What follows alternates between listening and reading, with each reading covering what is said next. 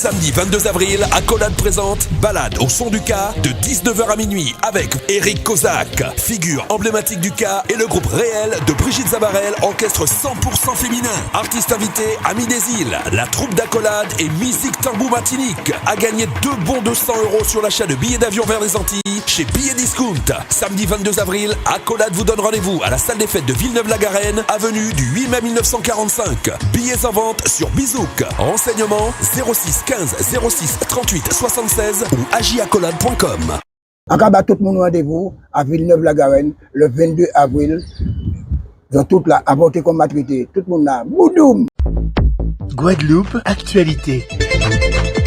Et le Conseil constitutionnel valide la réforme des retraites. Pour les sages, le texte est conforme à la Constitution et vous devrez donc cotiser 172 trimestres pour une retraite à taux plein. Les régimes spéciaux de la RATP, des industries électriques et gazières et celui de la Banque de France disparaîtront petit à petit. La réforme s'appliquera aux nouveaux salariés à compter de septembre 2023. Les membres ont par ailleurs rejeté la demande de référendum d'initiative partagée qui permet à 1/5 des parlementaires soutenus par 10% du corps électoral de déclencher un référendum. Une requête rejetée au prétexte qu'il n'y a pas de changement du droit en vigueur puisque la loi n'est pas encore en application. 2 décisions en tout cas qui mettent le feu aux poudres puisque des manifestations sauvages sont en cours à Paris, à Rennes également. Et notez qu'à Rennes, les manifestants ont même procédé à l'incendie de la porte du commissariat de la ville. Et ici en Guadeloupe, les policiers municipaux de Bémao sont en grève. Au cœur du conflit, la suppression des heures supplémentaires. Le reste en images. Pourquoi nous l'avons matin là, c'est que en fin mois de mars, le 31 mars dernier, mais là sorti une note où il a décidé de supprimer carrément le paiement des heures supplémentaires. Et nous avons dit que notre là, ça, il n'a pas fait l'objet du tout de concertation, puisque nous, les représentants du personnel, nous venons découvrir notre là ensemble avec tout le monde. Et aujourd'hui, notre là, ça a posé un problème parce qu'il a paralysé complètement le fonctionnement de la police, puisque la police qui a des missions un peu particulières. Donc, il va travailler la nuit, il va travailler les jours de fête, les jours fériés, le dimanche, le samedi. Et donc, forcément, les points de décision là, ça, eh bien, ça a impacté complètement le fonctionnement du service là. Et c'est pour ça que nous l'avons matin là et que nous avons entré en contact avec tous les responsables, notamment l'administration, pour nous contrer, pour nous voir qui nous régler le problème là. C'est pratiquement, il va dire comme ça qu'on peut travailler, mais on peut récupérer. Et sans point, effectivement, accord à agent là, sans point décision préalable, sur un projet qui soumettent aux représentants du personnel. Donc ça veut dire qu'il y a vraiment de travail gratuitement. Nous avons rappelé qu'il y a une délibération, c'est une délibération du conseil municipal qui a fixé l'application des heures supplémentaires au niveau de la collectivité là.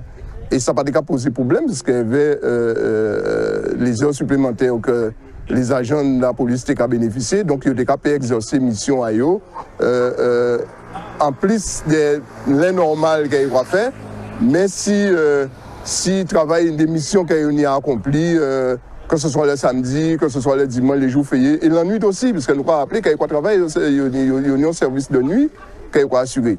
Donc ils ont un service qu'ils ont assuré en dehors de temps normal à eux.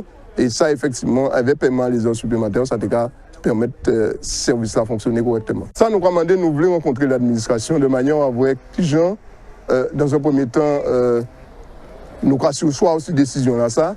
Et pour nous voir effectivement, dans le cadre du CST, le comité social territorial, qu'il y a à mettre en place concernant disposition là ça. Mais en attendant, nous avons dit notre là, ça va poser problème. Il faut nous, effectivement, soit aussi application. Retour maintenant sur la première rencontre entre l'État, Gardel et toutes les parties prenantes autour effectivement de la campagne sucrière qui vient tout juste de débuter. Visiblement, ils ont acté une série de rencontres pour tenter de solutionner toutes les problématiques auxquelles ils font face. Regardez.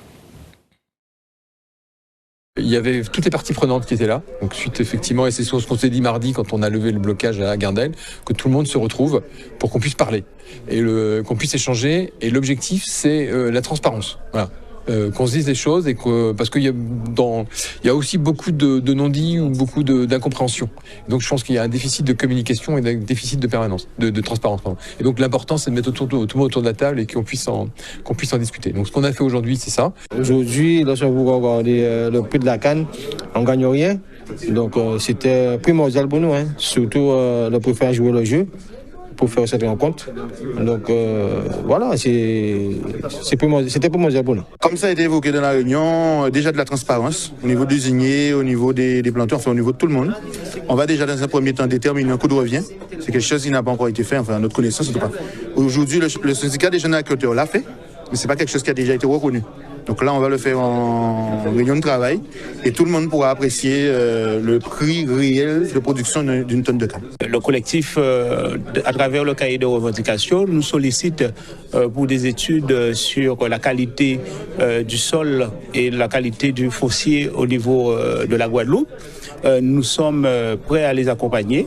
C'est vrai qu'aujourd'hui, il a été défini des sujets prioritaires à être discutés. Donc, nous rentrons dans cette méthodologie qui a été arrêtée et nous serons là pour apporter notre pierre à l'édifice. Selon nous, oui, puisque commencer la canne est en crise depuis plusieurs années. Et aujourd'hui, on n'avait pas le choix que de passer par cette étape-là, selon moi. Et on espère que, très franchement, on aura une nette amélioration pour déjà cette année et pour le futur. Il y a des sujets qu'on peut traiter facilement, et puis il y a des sujets qui demandent de plus d'expertise, plus de travail, et ça on s'est mis d'accord effectivement pour aussi les traiter avec Iguacan, avec l'interprofession, avec les syndicats agricoles représentatifs, avec les chambres d'agriculture, avec la région, avec le département. Voilà, donc c'était effectivement une très très bonne réunion. L'objectif c'est qu'effectivement maintenant on puisse couper la canne, on puisse la livrer. Il y a des gens derrière qui travaillent, qui en vivent. Il faut pouvoir effectivement, il fallait à tout prix que les choses commencent et commencent vite, parce que sinon c'était toute la filière qui allait en pâtir. Un reportage signé Charlie Dagonia. Et on se rend maintenant à la région Guadeloupe où les conseillers ont adopté le budget primitif 2023, revu à la hausse, notamment avec tous les frais et les dépenses engagées pour se rétablir du passage de Fiona. C'est un budget qui a augmenté de 7,76%. Après Fiona, tous les intempéries qu'on a eues ces derniers temps, les travaux à réaliser, remettre la Guadeloupe en état de marche. Il fallait effectivement maintenir ce niveau effectivement de budget pour pouvoir répondre à l'attente de la population guadeloupéenne. Vous avez vu, on a eu une plénière où ça s'est relativement bien passé, des questions posées, des réponses données à la minorité et un budget où il n'y a peut-être presque pas eu de questions, même s'ils se sont abstenus, comme je le dis. On n'a jamais vu dans une collectivité où il y a des élections de liste, l'opposition voter pour un budget de la majorité, mais vous savez, quand on s'abstient sur un budget, c'est à l'unanimité. Donc voilà, ça s'est bien passé, je le dis. C'est pas facile. On essaie effectivement d'équiper la Guadeloupe en infrastructure. Toutes les communes, comme je le dis, travaillent pour la population, avec les maires, quel que soit leur bord politique. Et je le dis, ce qui est important d'entendre de la part des cadres de la région, c'est que jamais une collectivité n'a autant travaillé pour la Guadeloupe. Et nous continuerons, parce que je l'ai dit, nous avons une vision, une région stratège, équiper la Guadeloupe, faire peut-être beaucoup plus avec moins d'argent, tout a augmenté de plus de 20-30% après la guerre de l'Ukraine, mais on essaie de maintenir le cap et rassurez-vous, je le dis en toute sincérité, nous continuerons à investir pour la Guadeloupe, pour les Guadeloupéens, pour la jeunesse. Les dotations diminuent et la population est exigeante. Et il faut faire avec. Mais nous continuerons à travailler. Je fais confiance à mes services et je tiens à féliciter le personnel de la région dans tous les services qui font du très bon travail pour que nous soyons aujourd'hui là, mieux que les autres régions, et on continuera à travailler pour notre population. Et on enchaîne avec la cérémonie de remise officielle de carte électorale aux jeunes majeurs de la ville de Moule. C'était très important parce que depuis le Covid, je n'avais plus fait de cérémonie de remettre les cartes d'électeurs. C'est montrer aux jeunes qu'ils sont devenus des citoyens français et ils doivent participer à la vie municipale comme j'ai dit, à la vie régionale, à la vie départementale et à la vie de la nation. Donc, ils ont des choix à faire au moment de différents votes et ils doivent être des citoyens responsables. Et s'ils remarquent que quelque chose ne va pas dans la cité, ils doivent faire remonter la chose. Ce n'est pas que le conseiller municipal qui doit faire dire au maire ce qui ne va pas. Pour moi, en fait, cette carte représente un vrai cap, puisque c'est, on nous le remet donc à l'âge de 18 ans, à l'âge où on est officiellement majeur selon la loi, où on a tout un tas de responsabilités, tout un tas de devoirs, et finalement, donc cette carte électorale représente l'un de ces devoirs, qui est d'aller voter, de faire valoir notre voix et surtout de respecter la démocratie, qui est l'un des fondements finalement de notre République et de notre pays. Et donc cette carte électorale nous permettra d'aller voter, donc de nous exprimer, d'exprimer notre opinion, d'exprimer nos libertés en fait. Le rôle de jeune, quand il devient, c'est vrai qu'il est un citoyen puisqu'il est mouillé, hein? Mais là on lui a donné sa carte d'électeur pour lui montrer avec qu'il doit venir aussi faire le choix comme tous les grands, comme ses parents, et qu'il a le droit de venir s'exprimer. Il y a des droits et des devoirs, et là, nous leur avons remis un livret. Ça représente aussi un vrai cap, je pense, parce que, enfin, on nous a invités en grande pompe, je trouve, et c'est très important. La mère nous a fait un discours sur nos devoirs, nos droits, et cette carte représente en fait nos devoirs et nos droits qu'on va devoir faire en tant que citoyen responsable. Et c'est très important la carte, je pense. Un reportage de Charlie Dagonia. Et on se rend maintenant à Pointe-Noire pour une nouvelle édition de la Fête du Bois, qui se poursuit d'ailleurs demain et dimanche. Une mise à l'honneur du savoir-faire de nos artisans, mais aussi l'occasion de mettre en lumière une ressource exceptionnelle, à savoir le bois de mahogany. Il y a plus de 70 ans, nos ancêtres ont effectué une plantation sur plus de 1500 hectares de forêt. Un bois arrivé à maturation et qui devrait approvisionner la filière en local. Reste à l'organiser pour pouvoir récupérer la ressource avant que d'autres ne s'en chargent. Regardez. La fête du bois. Nous sommes à Pointe-Noire et nous organisons la fête du bois par rapport à l'association des métiers du bois. L'association aspire à revaloriser le savoir-faire des artisans de Pointe-Noire, du Nord et Basse-Terre et surtout de toute la Guadeloupe tout entière. Il faut savoir que nous avons une richesse inestimable de nos forêts qui est le mahogany qui a plus de 70 ans qui pourrit sur place. L'intérêt aujourd'hui, c'est de faire en sorte d'organiser l'extraction de ce bois, mettre en place une unité de production. Et aujourd'hui, nous avons tous les acteurs du bois qui sont présents sur ces stands, sur cette manifestation, où on pourra découvrir vraiment leur savoir-faire. Et c'est pour ça qu'il faut être présent aujourd'hui. La filière bois est une filière d'avenir où on peut créer une économie circulaire endogène avec toutes les richesses qu'on peut en tirer. Ici, on va retrouver que des artisans créateurs. Nous avons aussi, pour permettre aux gens de mettre en valeur, c'est une rue où on va retrouver les anciennes maisons, des maisons faites en bois. Donc c'est important pour nous de faire cette manifestation ici pour montrer comment le bois, il est filière, et la filière bois est porteur, je dirais, de travail. Donc comment on peut travailler, transformer le bois. Il faut savoir que nous avons aussi des plateaux d'artistes, samedi et dimanche, qui est en relation avec le thème. On a Ronnie Théophile qui sera là dimanche. Et demain, nous avons Teddy Pellissier qui sera présent aussi. Donc vraiment, il y aura de l'animation et puis il fera beau d'être à Pointe-Noire. J'ai vu des chaînes, j'ai vu des sacs en tambour, j'ai vu... On a vu des bracelets, on a vu des lits en bois. Le bois, par exemple, comme le lit là-bas, on le fait avec la pioche. Tous les stands, il y a du bois. Pointe-Noire, c'est le lieu qu'il faut être ce week-end. Et surtout, il ne faut pas oublier qu'il y a un lot incroyable. Un bungalow design à gagner. Il y a quelqu'un qui partira avec un bungalow qui vaut plus de 37 000 €. Un reportage signé Michel Depape. L'association Réseau en Mouvement, l'épicerie Solidaire Plus et les centres communaux d'action sociale mettent en place des distributions de denrées alimentaires. Ces 6 prochains mois, plus de 5000 paniers repas seront distribués à des personnes en difficulté. Et en plus des dons, les bénéficiaires pourront se rendre directement sur des exploitations agricoles pour récolter eux-mêmes leurs fruits et légumes. Ils auront aussi des petits cours pour apprendre à mettre des graines en terre. Regardez. Nous avons répondu à cet appel à projet du département et que nous avons été sélectionnés. Donc le but du jeu est de distribuer des paniers de légumes frais et variés aux personnes en difficulté. Donc c'est une opération qu'on reproduit tous les vendredis. Et donc du coup, nous sommes là aujourd'hui pour pouvoir distribuer ces paniers en collaboration avec un producteur local. Donc ce sont des paniers de légumes avec des fruits, des légumes, des féculents. De manière à ce que les gens aient une alimentation un peu plus variée, parce que c'est vrai que quand les choses sont difficiles, et Dieu seul sait qu'elles sont difficiles en ce moment, les gens des fois privilégient la quantité plutôt que la qualité. Et donc le but du jeu, c'est d'essayer de compenser au mieux, avec les moyens qu'on a, cette inégalité. Avant on disait les difficultés de fin de mois, mais aujourd'hui c'est des difficultés de milieu de mois. Donc c'est avec plaisir qu'on les accueille ici, qu'on les oriente, que ce soit pour les démarches administratives ou autres. On prépare avec eux des ateliers culinaires, budgétaires.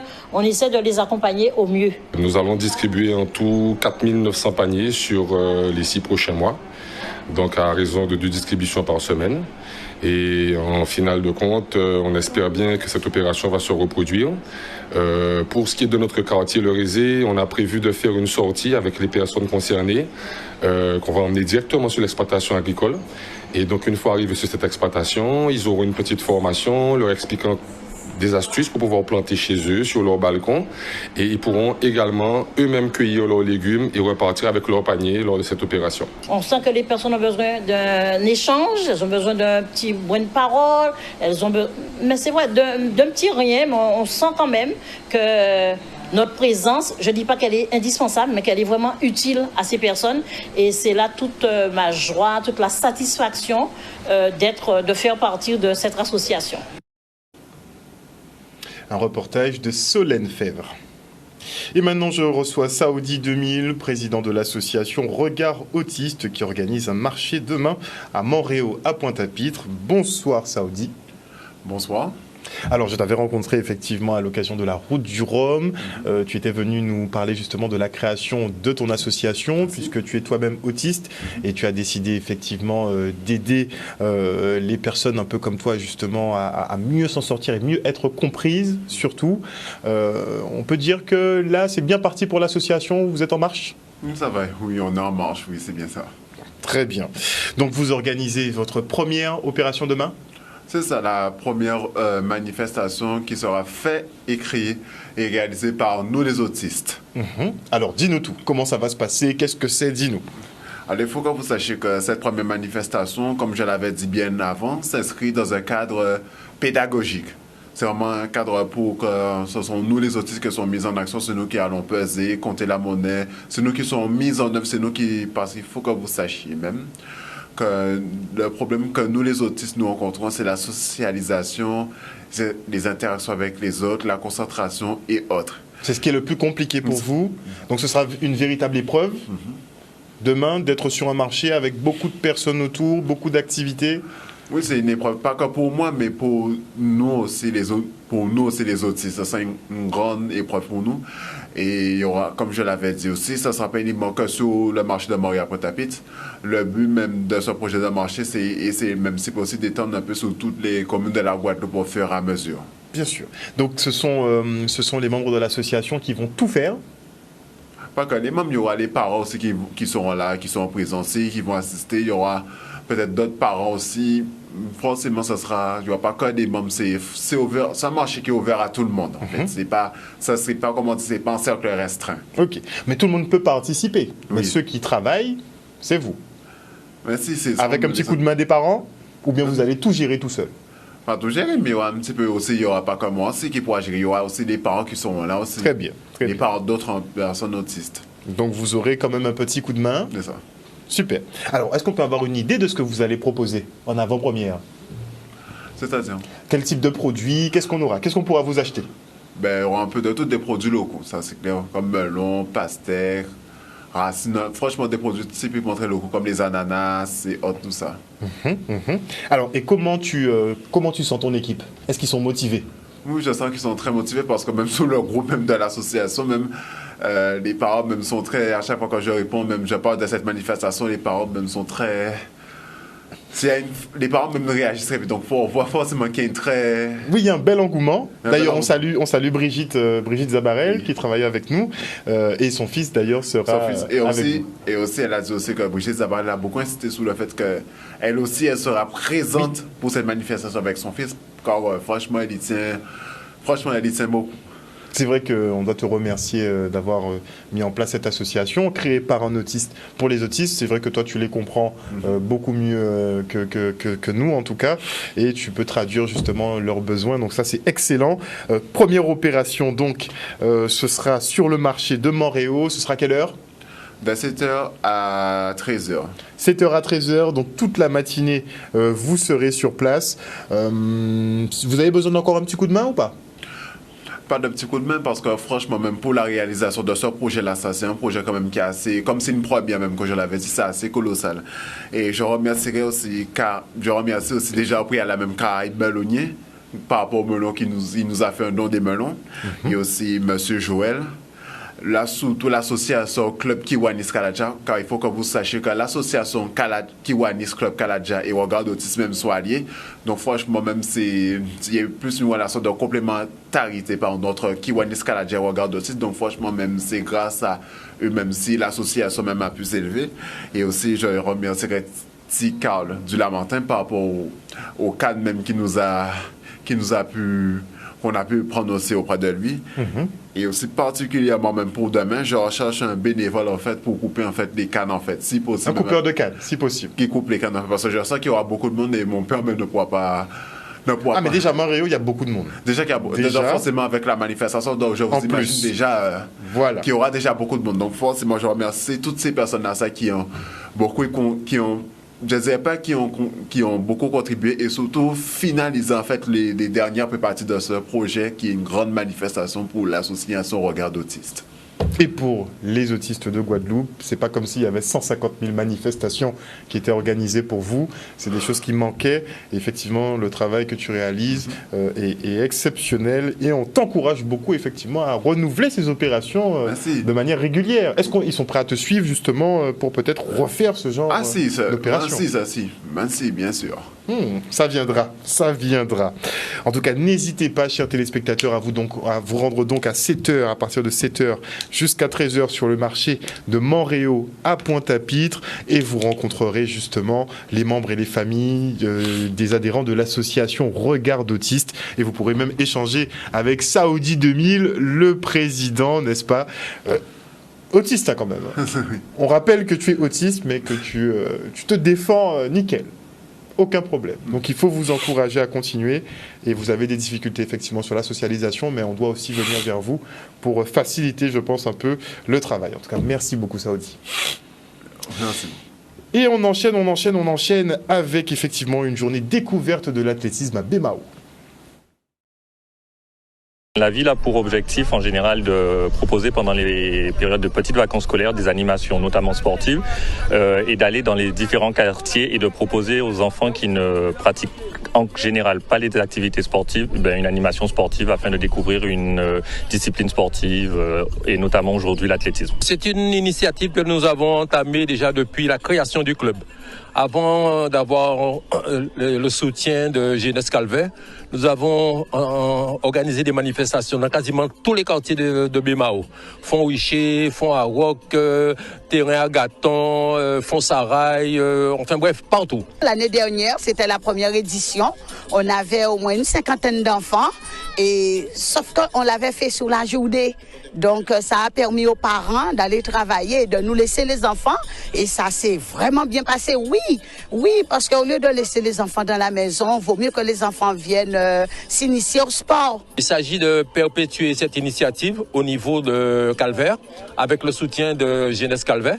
L'année dernière, nous avons eu à peu près une 40aine d'enfants, et cette année, un peu moins, mais on maintient l'initiative parce qu'en fait, Comme ce sont des quartiers qui sont périphériques au stade mais relativement éloignés, donc il s'agit pour nous de faire la promotion et de permettre aux enfants, disons, d'avoir une pratique athlétique, au moins une initiation à l'athlétisme. On a des enfants de club, on a également des enfants qui ne pratiquent pas en général.